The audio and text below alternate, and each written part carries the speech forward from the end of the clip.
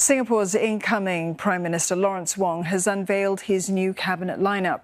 He says that it will balance the need for continuity, stability and renewal. And the reshuffle will see a promotion for Trade and Industry Minister Gan Kim Yong to Deputy Prime Minister. He will be acting Prime Minister in the Prime Minister's absence.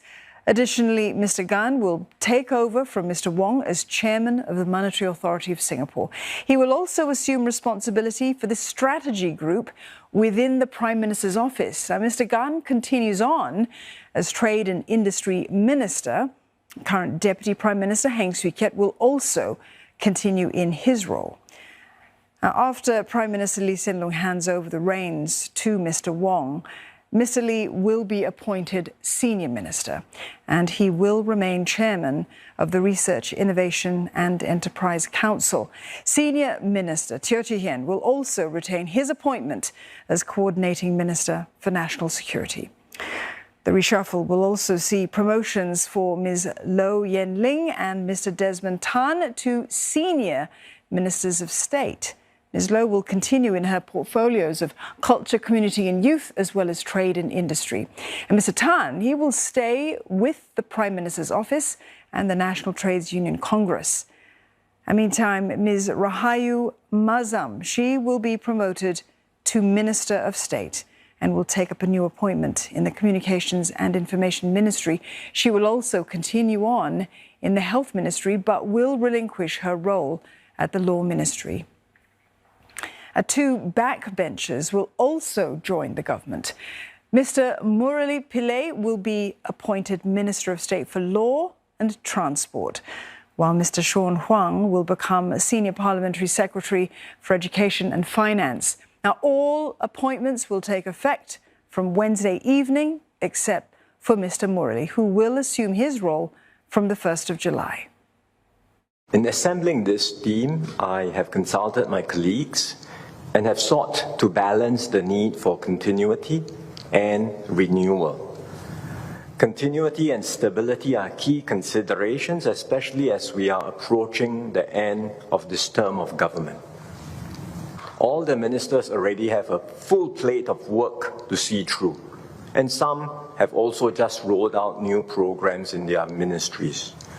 So to avoid any disruptions, I have decided to keep them in their present roles until the end of the term. And that means I too will retain my portfolio in finance even after becoming Prime Minister. Sherlyn Seah has more on the promotions and changes made by the incoming Prime Minister. Three words resonated throughout the press conference: stability, continuity and renewal. That was how DPM Wong framed his approach in forming the new cabinet, with a team of both experienced and younger ministers, and in announcing his two deputies, Gan Kim Yong and Heng Swee Keat, who are both experienced. Mr. Wong says he looks forward to benefiting from their support and counsel. He's known them for many years, with Mr. Heng having served as a DPM since 2019. Mr. Wong also says he has a known record in government. We entered politics together in 2011 and worked together in MOE and MOF, as well as in national exercises like the Our Singapore Conversation. Kim Yong, we went through the COVID baptism of fire together, and he was a pillar of strength throughout. Through the course of working together, we've come to get to know each other's working styles better. And in this period of increased geopolitical tensions, his experience in international economics will also help us navigate a more contested global environment. Both Kim Yong and Swee Keat are experienced ministers and will provide a steady hand in this initial period of transition. As for the other promotions involving younger office holders and newer faces, Mr. Wong says he's renewing the lineup with the best interest for Singaporeans. He's also set his eyes ahead on even more fresh blood to strengthen the team. Meanwhile, for the 4G leadership team, he's also looking at broadening their portfolios. I plan to rotate the 4G ministers to different portfolios and give them wider exposure and experience. Amongst them, I'm sure some will be able to step up and take over from their senior colleagues in due course. Likewise, amongst the junior office holders, there will be a few who will be able to take on larger responsibilities. But we will still need more fresh blood, as some of the older ministers are likely to retire, either at the end of this term or shortly after. And so I'm actively looking for new candidates with the potential to be office holders. I aim to further renew and strengthen the team with new members, especially men and women in their 30s and 40s.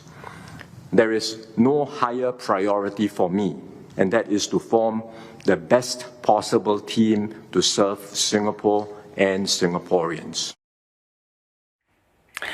Well, the incoming Deputy Prime Minister says that he witnessed Mr. Wong's strong leadership when they helmed a multi-ministry task force in response to the COVID-19 pandemic. Mr. Gan Kim Yong also says that he will continue focusing on economic issues to navigate complex challenges. I'm not quite 4G, as many of you know. It is indeed my honor to be given this opportunity, and I will do my best to support the new Prime Minister and his team. I will work with DPM Heng and across various ministries and agencies to coordinate the whole of government approach to formulate and implement key policies. The strategy group will help to assess and review these policies to ensure that they are consistent and appropriate. Well, for more on this, I'm joined now by Associate Professor in Practice Terence Ho. He's from the Lee Kuan Yew School of Public Policy at NUS. Professor Ho, it's good to see you. So first off, was the writing very clearly on the wall for this elevation of Mr. Gan Kim Yong to the post of a Deputy Prime Minister, recognition perhaps for the pivotal role he really played during the COVID-19 crisis and within that multi-ministry task force? I'd say that while his appointment may not have been very widely anticipated, it also should not come as a complete surprise, given Minister Gan's considerable experience over 20 years in politics, as well as his very strong working relationship with the incoming PM. So I think that while it's recognition certainly of his role in COVID-19 pandemic, it also reflects the importance of his current portfolio as Minister for Trade and Industry. And indeed, I think DPM Wong also mentioned and cited his experience in international economics being particularly important in this current global environment that we're facing right now. Well, there was clear admiration from Mr. Wong in his comments that we heard just now, calling Mr. Gan a pillar of strength during that COVID-19 crisis. But what do we know about the relationship between these two men? They clearly work well together. Yes, you're right. I think it was very clear and evident that on the multi-ministry task force, they have a strong rapport, and their working relationship goes back even beyond the setting up of this task force. So I think both the ministers have spoken very highly of each other. Minister Gan mentioned that DPM Wong was enjoyable to work with and also very decisive. And on his part, DPM Wong mentioned that Minister Gan was a great mentor in guiding him through previous transitions when he took over the PAP Community Foundation as well as the Singapore Labour Foundation chairmanship. Certainly. Well, Deputy Prime Minister Heng Swee Keat, who has no change to his portfolio, says that he will build on the excellent research across the country's various institutions. Let's have a listen. Just yesterday, I commemorated my 8th anniversary of my stroke with a nice dinner with my wife and children. You know, that I'm very grateful that the Singapore system has produced such excellent healthcare system that I survived and is able to continue to work in the last 8 years to continue to serve in the cabinet to serve Singaporeans. I'm very happy to continue as chairman of National Research Foundation, and I would do my best in that area because I think the future economy is going to be defined by science, technology, and innovation. Let's get back to my guest here in studio, Professor Terence Ho. Prof, some significant changes, but also significant were the positions that weren't changed at all. For that of Health Minister, as an example, Ong Kang, he remains, as well as the Education Minister, Chan Chun Sing. He stays on in his role. We do have two backbenchers making some key moves, though, Mr. Murali Pillay, Mr. Sean Huang. What do you think the intention behind those moves has been? Yeah, for Mr. Morelli-Pillay, I mean, given his experience as a former police officer as well as a commercial lawyer, he would certainly add additional bench strength to the law ministry. And it's also quite heartening to note that that the younger backbenchers are also given the opportunity to step up. I think that would be a signal that others too may have the opportunity in the near future.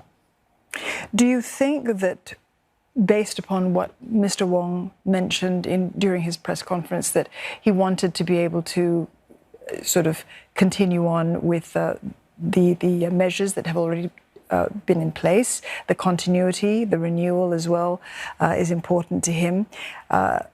It's important for there to be minimal changes in a way when you're having this type of leadership transition. You don't want to move things too quickly. What can we read into that in terms of how heavily the government may be economically led, as it were? I would say that certainly, yes, the two DPMs in the new cabinet would be focused on economics, but the heavyweights are still there for the security, and especially with SMTO remaining as a senior minister as well. Is it significant to you then that the current Deputy Prime Minister Lawrence Wong, he will retain his role also as Finance Minister?